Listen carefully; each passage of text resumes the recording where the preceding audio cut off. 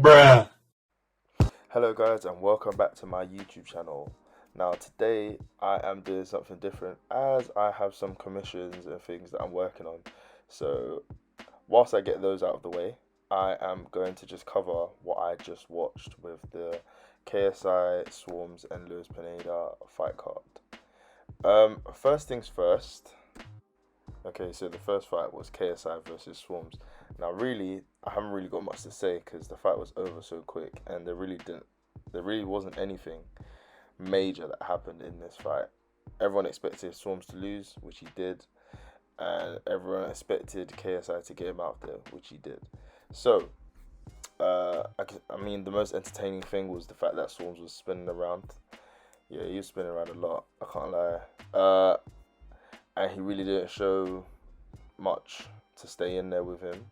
KSI, everyone's expecting a big comeback, wanting to see what he's like. Could you really tell that he had improved loads from his past fights? Maybe he's a bit calmer, I think, but apart from that, yeah, I just think it was just a routine stoppage for him. So he did well. He won his fight, so KSI won. The next fight was Dean the Great versus Evil Hero. Now this fight was actually a decent fight, and even from a boxing standpoint, where a lot of people would say that they're not proper boxers, they're just influencers and stuff. Dean the Great actually showed some good boxing skill. He showed some good athleticism as well to do what he was doing in the ring against Evil Hero. Evil Hero, he tried to put up a bit of resistance, a bit of a put up a bit of a fight, but obviously it just wasn't enough. I think Evil Hero, I think he actually hit Dean the Great maybe a couple of times, but Dean the Great wasn't really, perturbed or anything like that. So he did really well. Dean the Great did really well for pretty much the whole fight until he tried to celebrate at the end and almost just ended his whole career. So yeah, apart from the backflip celebration, Dean the Great actually showed good boxing skills, good IQ to the start. So it's on to the next one. We'll see who he chooses to fight next. I think people was mentioning people like what's his name? What's that guy's name again? DDG. Some other smaller boxers within the influencer space. So it will be interesting to see who he ends up choosing, who he ends up fighting. Okay, so the next fight up was Sam Hyde versus I Am Thompson or Timson. I don't even know what his name is.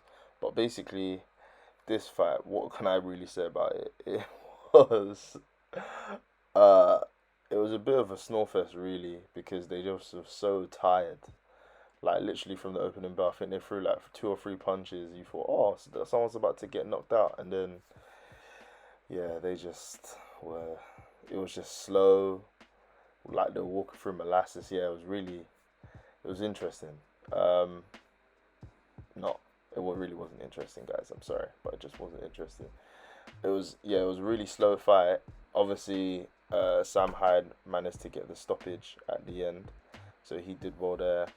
Um, Managed to muster up something and yeah, just get him out of there. So I don't know who he's gonna be up next, but I think it'll be interesting to see if he goes up against someone else. Maybe his cardio will be a bit better for the next time. I'm not sure. Next up is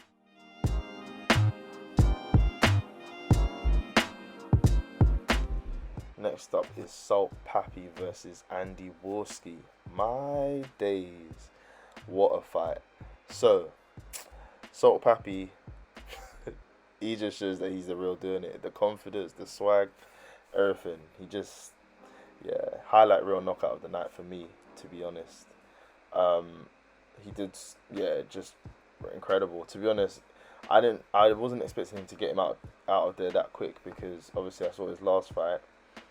Um, I can't remember the last guy's name, but obviously he was in there, I think, with him for the whole 3 or 4 rounds, whatever it was. So I wasn't expecting um, Salt Pappy to get a knockout, but yeah, he showed punch power today, and he just highlight reel, as I said, 2 piece, just a bang, just two. Was it a hook and a cross straight ended the fight.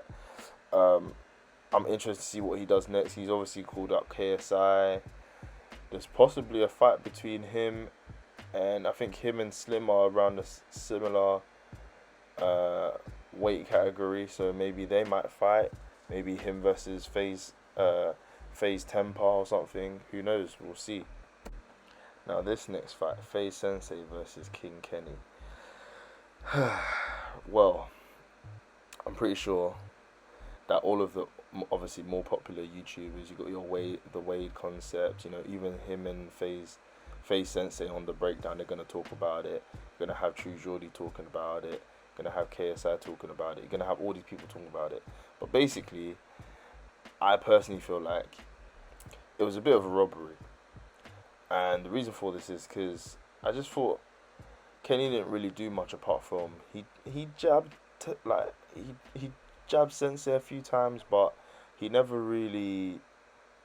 I didn't feel like he really established himself in the fight, and I felt like Faze Sensei pretty much shut up shop from the first round because he hit him with a overhand right in the first few seconds of the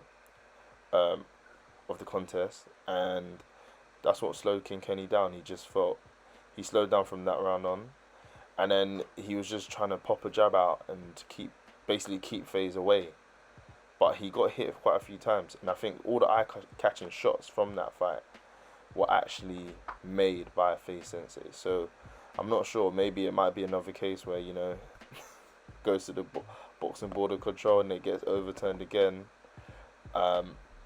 which would be unfair for Kenny because he shouldn't keep on going through this because he had the same thing with Faze Temper. So that'll be interesting to see. Obviously, you're going to hear the breakdown from others and see what they have to say more about it. But yeah, that's just my personal thing. I think that he was robbed, and I feel like judges need to do better because it is unfair. Can't put all that work in and then all of a sudden someone's just stealing away your win for no reason. Okay, so the next fight, Deji versus Fuzi. This was probably, in terms of having a boxing clinic, this is probably the best version of it in the whole of the fight card, because Deji he was just so much better than Fuzi. Fuzi, I mean, look, he was game. He's in tremendous shape. He came to try and do something. You could tell the guy's strong, but he's just stiff, and he's so robotic that he couldn't time Deji. He couldn't, you know, he couldn't keep up with the pace Deji was setting, even though everyone said that he's fitter than him. Yeah, I think it was more of a thing of it's more timing and execution. Deji, every single punch he was throwing just looked like it was going to do damage and hurt him. There was a point in the second round where I thought Deji was like going to slow down, and then he just came through. He came on strong. So it only goes to show, obviously Deji must have really put his mind to it. I'm proud of him because for the longest, me and my friends have always been saying this guy needs to put more work in. Just it's probably more of a mental thing than a physical. Well, you have to be mentally prepared for your physical to be great, right? So he wasn't doing the work he needed to do in the gym, and that was coming out in how he was performing because he wasn't fit, he wasn't this, he wasn't that. So he did really well. I think obviously he's got a good team around him now. He's got his team set, so he's probably going to progress a lot more from now on. He's with Daly, with Leon for the whole strength and conditioning. Leon must have got him in really good shape because I was a bit worried from the weigh-in because obviously Deji is looking a bit, you know, just a bit chubby. But obviously he had to come in a bit heavier because Fuzi is a heavier opponent. So yeah, but all credit to Deji, did really well. I'm sure obviously like he's proud of himself, and I think that he's gonna regress a whole lot more now, and we're gonna see a much better, much improved Deji the next time out again. Now this fight, Faze Temper versus Slim.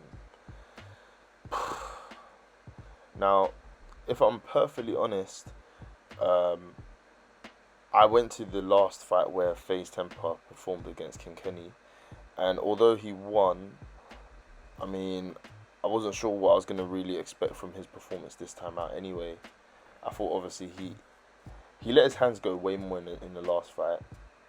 Um, but I think that's also, as I said, testament to how your opponent comes at you. So in the last fight, King Kenny was kind of a bit more standoffish, tried to establish a jab and stuff rather than actually try to rough him up a little bit or to try and stun him or give him different looks in the ring. Slim, what can I say? I mean, I heard that he was talking a lot during the whole press conferences and the lead up to the fight, and he just came out and he just did a madness really. He stunned him in the first, I think in the first round, he hit him with a few right hands, and nothing really got his attention until I think he busted his nose. I think his nose was bleeding in the first round, and then I think after that,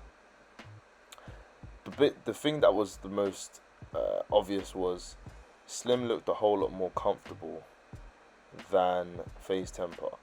So obviously that's just an experience thing. Faze Temper's been in there, even albeit that we haven't seen Faze in with a lot of higher caliber influencers slash athletes, but you know he's obviously been earning his crowd. Obviously sparring takes a toll. He's been boxing and doing stuff outside of the ring too.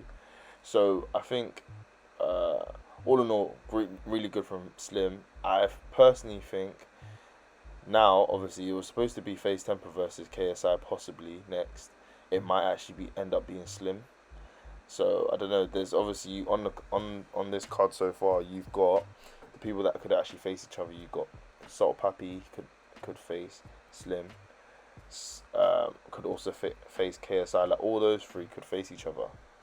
And to be fair, Faze Temper is still in there. King Kenny is also could be in that category. I think I'm not actually sure what weight he was fighting at, but yeah. So it's interesting. Obviously, outside of that, you got your Austin McBrooms, you got your Big Gibber, you got Jake Paul, Logan Paul. I don't know who he's gonna fight because he's obviously a big old guy.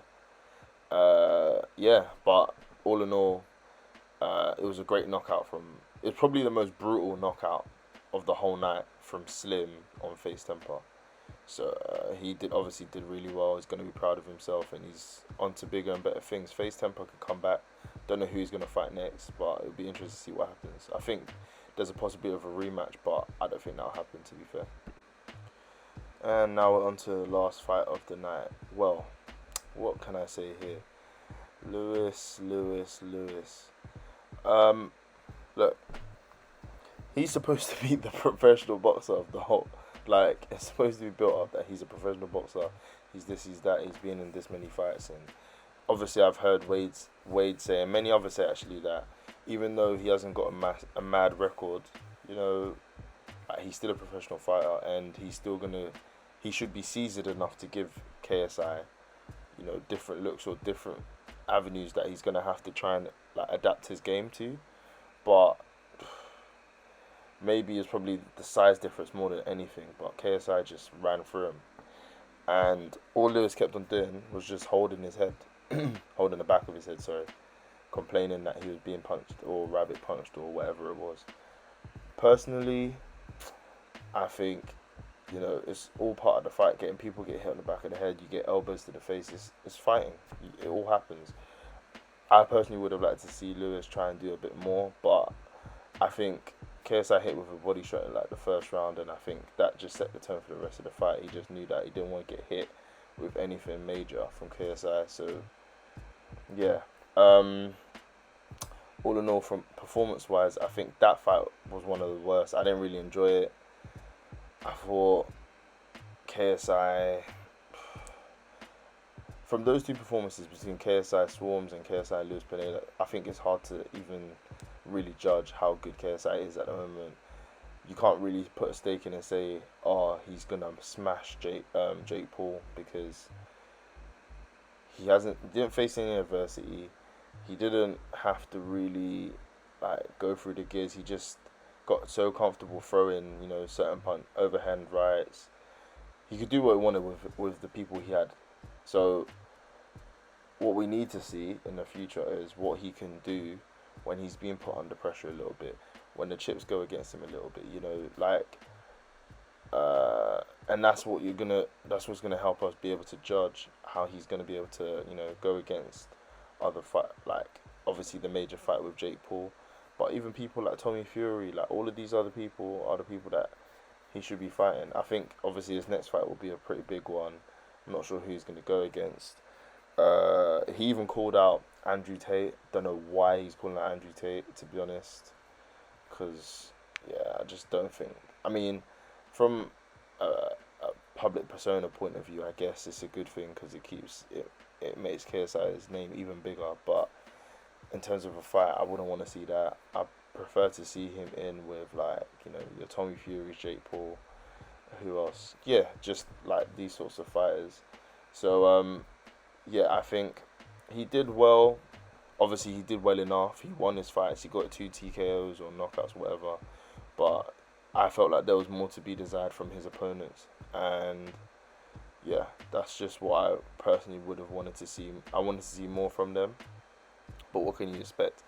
It was supposed to be Alex Wasabi, and he bailed. So obviously for medical reasons, but he didn't end up fighting. So we probably would have seen more from if it was actually Alex than anything else.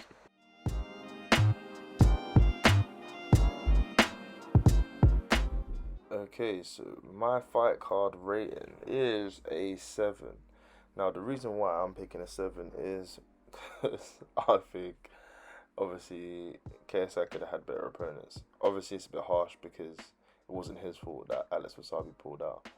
But yeah, I can't give it a 10 out of 10. In terms of entertainment, that's why I think it actually pulls it to a 7 out of 10, because predominantly majority of the fight was actually knockouts or TKOs, apart from like 1 points decision. So I think that's really good. Obviously, for entertainment purposes, everyone felt like they saw something interesting, spectacular stuff to talk about. It's not been like other influencer events before where they've been like, you know, majority of them have been snowfest and you've just been waiting for a knockout and nothing happened. So I think that was really good. The overall night, I think, was good. I think the execution of, you know, how the people that they had there was really good too. Wade Pelham, or is it Plemons? I don't even know how you pronounce his name. True Geordie was there. Joe Weller was there. Joe Weller, I don't even know what to say about that guy. I don't know why. Man's calling out people to go fight in parking. What's it called? In car parks. But yeah, he was there.